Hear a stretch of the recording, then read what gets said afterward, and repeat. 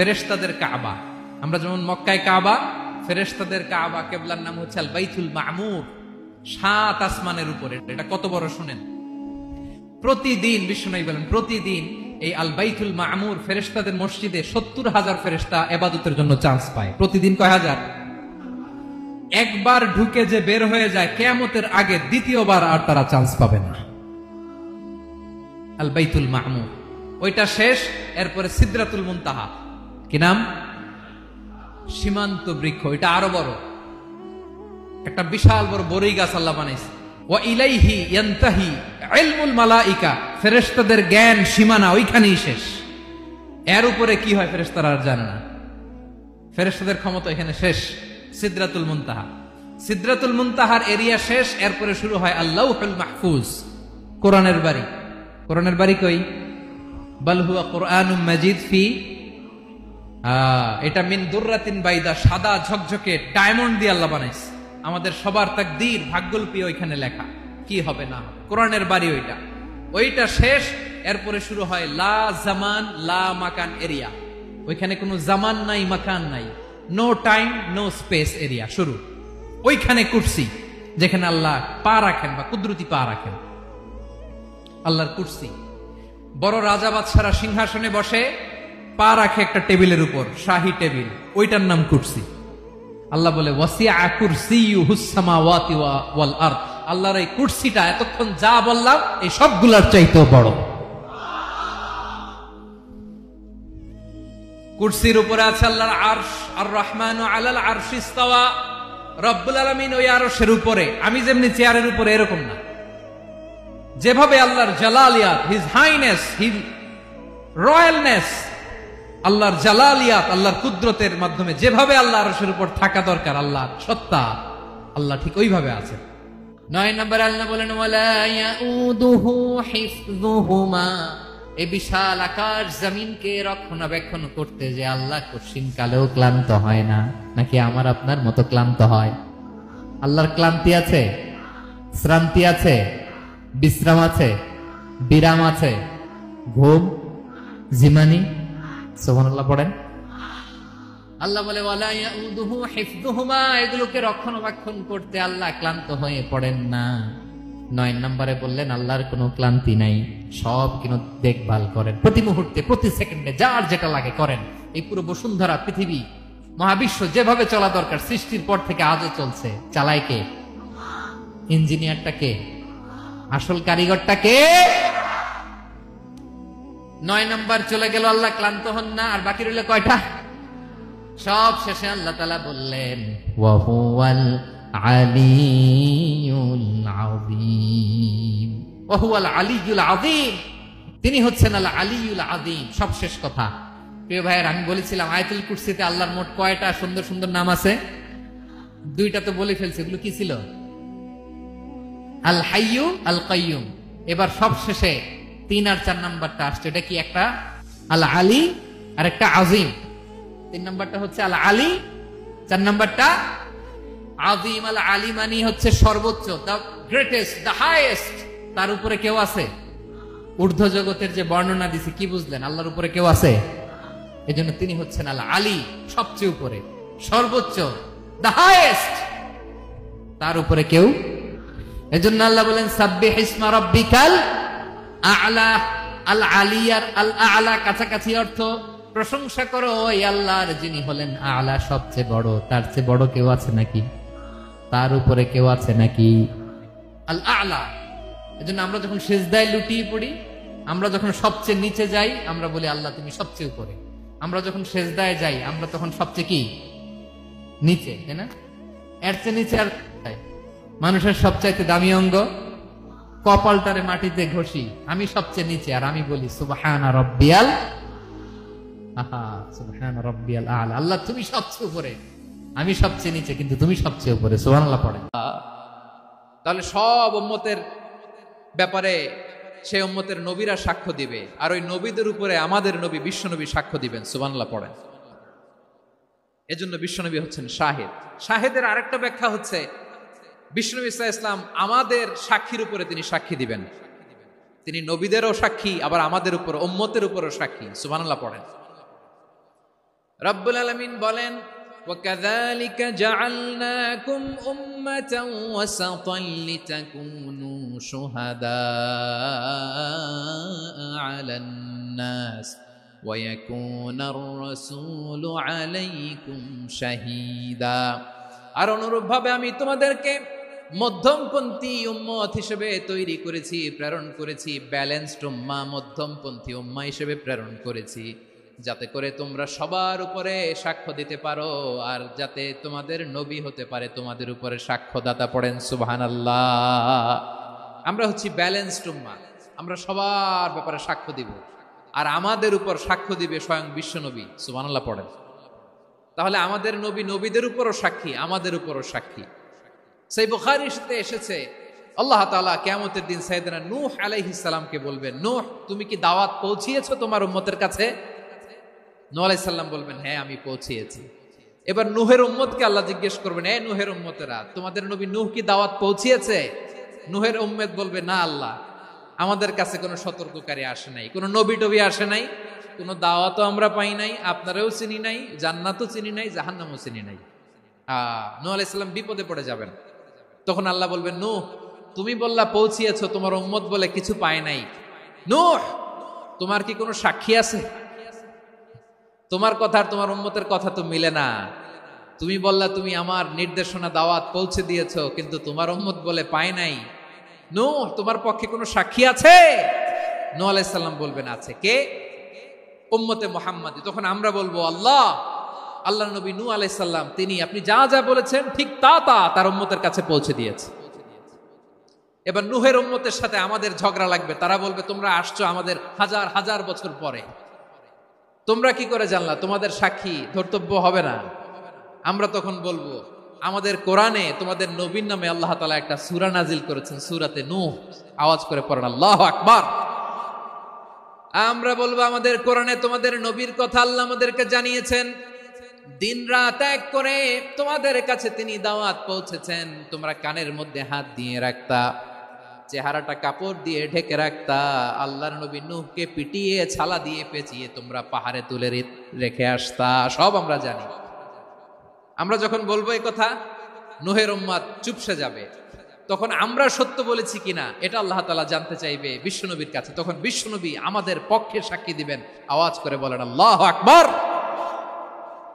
এজন্য আল্লাহ বলেন, নবী আপনি হচ্ছেন সাক্ষ্যদাতা, সব নবীদের উপর আপনি হবেন সাক্ষী, আবার আপনার উম্মতের সাক্ষীর উপর আপনি হবেন সাক্ষী।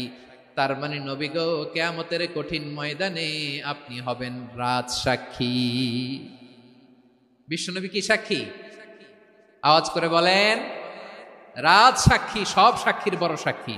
এজন্য বিশ্বনবীকে আল্লাহ তাআলা প্রথম যে বৈশিষ্ট্যটা দিয়েছেন সেটা হচ্ছেন শাহিদ। তিনি সাক্ষ্যদাতা, witness for all messenger of God and for all of us. সুবহানাল্লাহ পড়েন।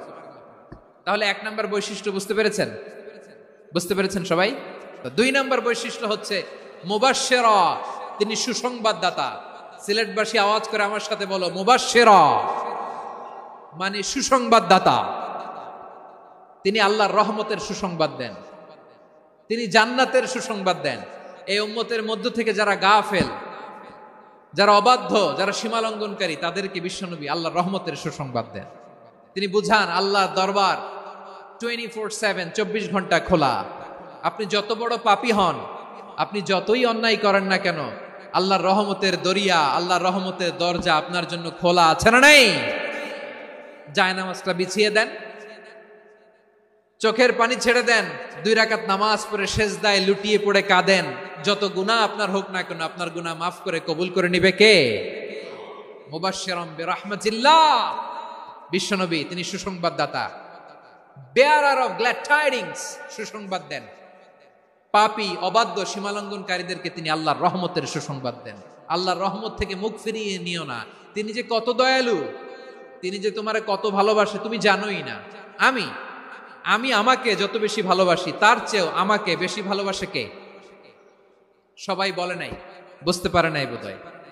আমি আমাকে যত বেশি ভালোবাসি, তার চেয়েও আমাকে বেশি ভালোবাসে কে? যখনই বিশ্বনবী বললেন জান্নাতি, সাইয়েদনা উমর রাদিয়াল্লাহু তাআলা আনহু খেজুর খাচ্ছিলেন আর মনে মনে ভাবে, বিশ্বনবী যখন ওয়ারেন্টি দিয়েছে, বিশ্বনবী যখন গ্যারান্টি দিয়েছে আমি জান্নাতে যাব, তাহলে হাতে তো এখনো 3টা খেজুর বাকি। এই 3টা খেজুর যদি খাই তাহলে জান্নাতে ঢুকতে দেরি হয়ে যাবে। সুবহানাল্লাহ পড়েন। হাতে কয়টা খেজুর? 3টা খেজুর। বিশ্বনবী বললেন, উমাইর আনতা মিন আহলিহা, তুমি ওই জান্নাতের অধিবাসী, তুমি জান্নাতি। উমাইর চিন্তা করলেন, আমি জান্নাতি, নবীর মুখ দিয়ে যখন বেরোইছে ওই জান্নাতে তো আমার ঢুকতেই হবে, কিন্তু হাতে 3টা খেজুর খেয়ে যদি জিহাদের ময়দানে যায় তাহলে জান্নাতে যেতে তো দেরি হয়ে যাবে। এই চিন্তা আসা মাত্রই খেজুর 3টাকে তিনি ছুঁড়ে মারলেন, তলোয়ার বের করে আল্লাহু আকবার বলে বদরের ময়দানে ঝাঁপিয়ে পড়লেন। আল্লাহর শত্রুদেরকে কচুকাটা করে এক পর্যায়ে শাহাদাতের সুধা পেয়ে নিজেও জান্নাতি হয়ে গেলেন। পড়েন সুবহানাল্লাহ। আমরা দুনিয়ার বুকে আমরা হয়েছি দুনিয়ার পাগল, ক্ষমতার পাগল, সম্পদের পাগল, খ্যাতির পাগল। বিশ্বনবী তার সাহাবাদেরকে বানিয়েছিলেন জান্নাতের পাগল। পড়েন সুবহানাল্লাহ। ওই জান্নাতে আমরা যেতে চাই কি চাই না? একা না সবাই মিলে? একা না সবাই? জান্নাতে একা আমি যাব না তো ভাই, তোমাকেও জান্নাতে দলে নিতে চাই। সবাই বলেন, জান্নাতে একা আমি যাব না তো ভাই, তোমাকেও জান্নাতে দলে নিতে চাই। পড়েন আমিন। সিলেটের এই ঐতিহাসিক এমসি কলেজ ময়দানে আজ রাতে এই চমৎকার রজনীতে আমরা যেমনি একত্রিত হলাম, আল্লাহর জান্নাতুল ফেরদাউসের জন্য আমরা একত্রিত হতে পারি। আল্লাহ তুমি কবুল করো। সবাই আওয়াজ করে পড়েন আমিন। তাহলে চিন্তা করেন কিভাবে বিশ্বনবী জান্নাতকে চিত্রায়িত করেছেন সাহাবাদের সামনে, কিভাবে চিত্রায়িত করেছিলেন তিনি, যে কারণে সাহাবারা জান্নাতের পাগল হয়ে গিয়েছেন। আমরা যদি দেখি the way the prophet Muhammad portrait জান্নাত, কিভাবে তিনি পোর্ট্রে করেছেন জান্নাতের যে সৌন্দর্য, কিভাবে তিনি সাহাবাদের সামনে তুলে ধরেছেন। বিশ্বনবী আল্লাহর কোরআন থেকে আমাদেরকে জানান, আল্লাহর জান্নাতের সুসংবাদ দানকারী করে যে আল্লাহ আমাকে পাঠালেন। তোমরা কি জানো আল্লাহর জান্নাত কত সুন্দর? কোরআন থেকে বিশ্বনবী আমাদেরকে জানান, ফালা তা'লামু নাফসুম মা উখফিয়া লাহুম মিন কুররাতি আ'য়ুন জাযাআম বিমা কানু ইয়া'মালুন। মানুষের কর্মের প্রতিফল হিসেবে কত চমৎকার জান্নাত রব্বুল আলামিন নাজ নেয়ামত দিয়ে পরিপূর্ণ করে আমাদের জন্য প্রস্তুত করে রেখেছেন। পৃথিবীর কোনো মানুষ সেটা জানে না। পড়েন সুবহানাল্লাহ।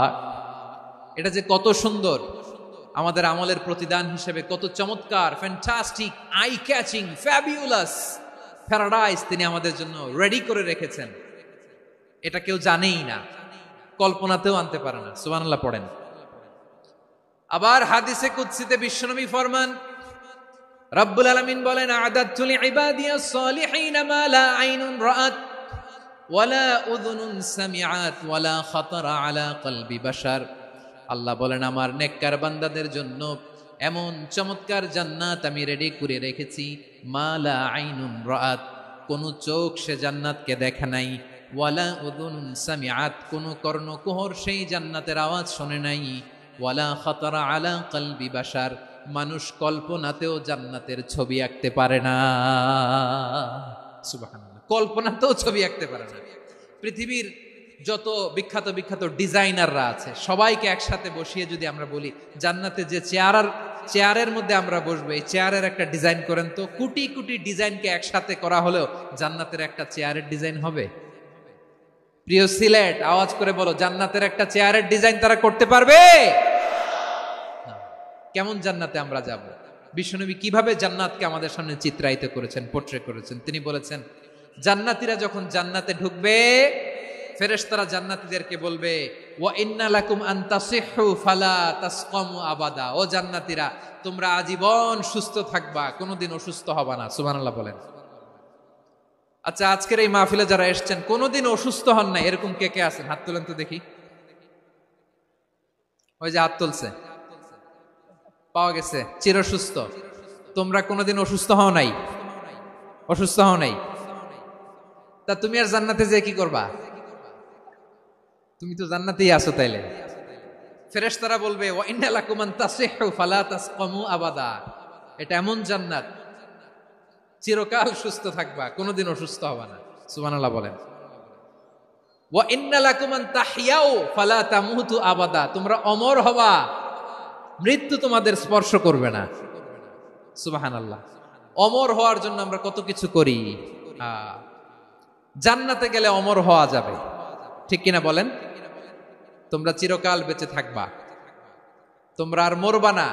ওয়া ইন্না লাকুম আন তাশিব্বু ফালা তাহরামু আবাদা, তোমরা চির যুবক থাকবা, আর বার্ধক্য তোমাদের স্পর্শ করবে না। সুবহানাল্লাহ বলেন। এই দুনিয়ার সুখ আনন্দকে নষ্ট করে দেয় বার্ধক্য। মানুষ বুড়ো হতে চায় না। দেখবেন যে দাড়ি যার একটু সাদা হয়ে গেছে, কত ভাবে ওইটার একটু লুকিয়ে রাখার ট্রাই করে, আছে না নাই? হ্যাঁ, এটারে কলপ দেয়, এটার কেউ